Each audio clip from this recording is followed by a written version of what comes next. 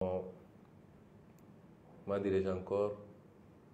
la reprise des activités politiques. L'erreur qu'il ne faut pas faire pour l'acteur politique, c'est qu'une fois élu, on se coupe de tout. Pendant 4 mois, on a été obligé effectivement de faire une retraite stratégique pour nous pencher sur l'état des lieux qu'il fallait faire. Quand vous venez d'hériter d'un pays, il faut faire l'état des lieux et de manière très sérieuse. Mais cela n'a jamais signifié pour nous une volonté de nous couper de ce qui fait notre essence, c'est-à-dire un lien particulier que nous avons avec nos bases, mais un lien particulier que nous avons avec la majorité du peuple sénégalais. Et nous allons reprendre ces activités. Cette rencontre d'aujourd'hui était une première, simplement, et j'ai voulu le faire avec les artistes. Mais au-delà des remerciements et des encouragements, c'est leur dire que la mission est loin d'être terminée et que c'est maintenant qu'elle commence justement. Que nous allons dans les prochains jours présenter le nouveau référentiel des politiques publiques qui doit se scinder en plusieurs étapes, une vision sur 25 ans, mais des déclinaisons quinquennales et décennales. Et nous voulons cette fois-ci que cette vision, ces programmes ne soient pas l'apanage de quelques élites enfermées dans leur bureau. Il faut que ce soit le plus vulgarisé possible. Il faut que toutes les masses puissent s'approprier ce référentiel pour pouvoir accompagner le mouvement. Et c'est pourquoi nous considérons que les artistes que vous êtes doivent continuer à avoir cet impact par leur production. Prendre le temps de s'approprier eux-mêmes le document dans ses grands axes, mais pouvoir, par leur production, nous aider à vulgariser et à continuer à embarquer le maximum de Sénégalais, à faire bloc derrière le régime qu'ils ont choisi, derrière le président qu'ils ont élu, de manière écrasante et dès le premier tour, ce qui est une première au Sénégal pour un opposant, et c'est assez symptomatique de l'espoir que les Sénégalais ont placé en nous, derrière le gouvernement dont j'ai l'honneur d'être à la tête, derrière le mouvement qui va être porté par l'État, mais qui n'a d'autres préoccupations, à la limite d'autres obsessions, que de transformer structurellement et qualitativement ce pays pour que les Sénégalais puissent avoir les mêmes, puissent satisfaire les mêmes aspirations que tous les pays qu'on envie aujourd'hui et qui justifient que nos jeunes continuent à prendre les pirogues pour essayer de rejoindre ces pays. Et nous faisons ça avec beaucoup d'abnégation, beaucoup de passion, en souvenir de tous ces gens qui ont perdu leur vie, qui ont perdu leur santé, qui ont perdu leur travail, dont les foyers ont pu éclater à cause de leur engagement. Au nom de tous ces gens-là, nous n'avons d'autre choix que de réussir. Et je puis garantir, je puis rassurer les Sénégalais que s'il plaît à Dieu, nous allons réussir cette mission. En tout cas, vous êtes invités à continuer également à nous accompagner dans ce travail, au même titre que tous les autres artistes. Et je terminerai par dire que, effectivement, ces artistes qui sont là ont été triés par rapport à leur engagement à un moment bien précis, mais le message est plus large et s'adresse à tous les artistes du Sénégal, de l'Afrique même, que nous leur tendons la main dans le sens bien compris de l'engagement patriotique, du don de soi pour la patrie, pour qu'ensemble nous puissions enfin changer les choses profondément, qualitativement et structurellement. Merci. Je peux faire la distribution.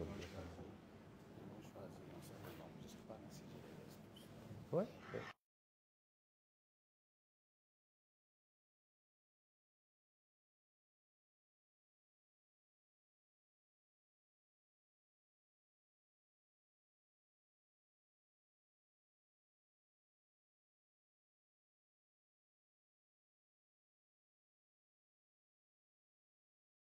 Je pense qu'on va laisser à chaque artiste au moins 2 minutes pour une petite prise de parole ou une réaction en tout cas. Donc en principe, on a 14 artistes, plus les accompagnants. Ça peut trentaine de minutes avant de clore le débat. Je vais commencer peut-être par Madame Sey, qui était déjà choisie en tout cas pour parler au nom des femmes, mais on va faire le tour. On va prendre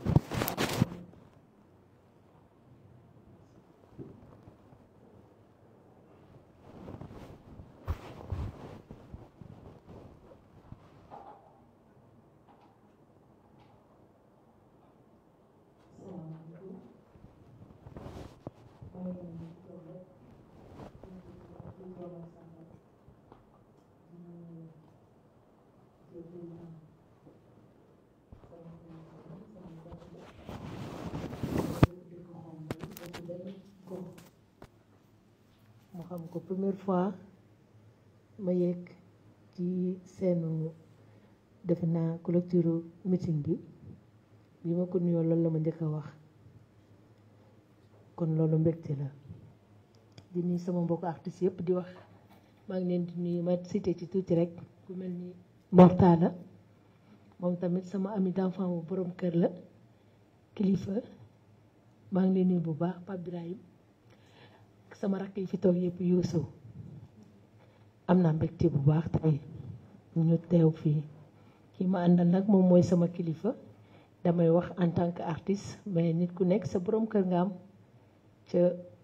20 ans ñu ngi ànd fu ma mës a dem rek maa ngi moomay ànd bari na lu ñu recevoir ca bu ci nekk ñooy ànd kon tey bu ma premier ministre ma bokk ci artistes yi bokkoon nag ci ñi ko gëm dama ci jàpp tuuti rek bi affaire bi amee fi mu toll sama borom kër moo ma wax mu ni ma ñu taal oto bi génn ñu dem lu bari sax mu ni ma yaay wax ni Sonko da ngeen a dëkk li ma mën a wax ci ay maamam néew na Sénégal ci artiste bu ko mën a wax ci ay maamam ci yaayam ñi ko jur ba ci maamam dama ko xam mais woyowu moon foofu mu ne ma nañ demi studio ma def frais di studio yi fay la yow woykat bi sax nga woyal ma sama waa ji li waral man sama woy ci sama borom kër la jógee parce que boobu nga engagé wu diis na donte artiste nga mais di nga sóoraale mais moom daf ni ma non nan dem studio ma fay studio fay musicien fay la yow artiste bi sax nga woyal ma parce que foofu rek la ngëm-ngëmam toll woon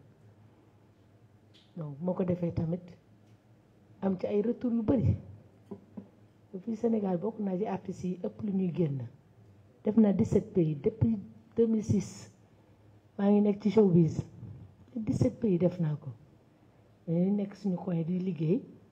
mais bi ma woyee ci projet bi retour yi ma ci am man ak yàlla rek ñoo ko xam ak sama borom kër yenn saa yi ma dem Amérique sax def sama programme ba pare nit woo ma ndax jëmmam lu ci mel ni Columbus bari na ay Boston New Jersey damay dem hors sama liggéey mais su ma paree ci sama liggéey juste rek da ngay gis fu nekk la ma nit di invité yi dawa say ñëw bokk Pastef foog nga ñëw añ seeg man kaay ma defal la bon départ donc def nañu mbir mais laataay jotaay bii mbir moom mi ngi doon fay waaw loolu sant la bu baax sax 17 pays yoo xamante ne waxatuma Sénégal ay sama dama koy yóbbu bu jot fu ma toll samay passeport yu jeex donc du doon lu basé wu ci nit mais booy def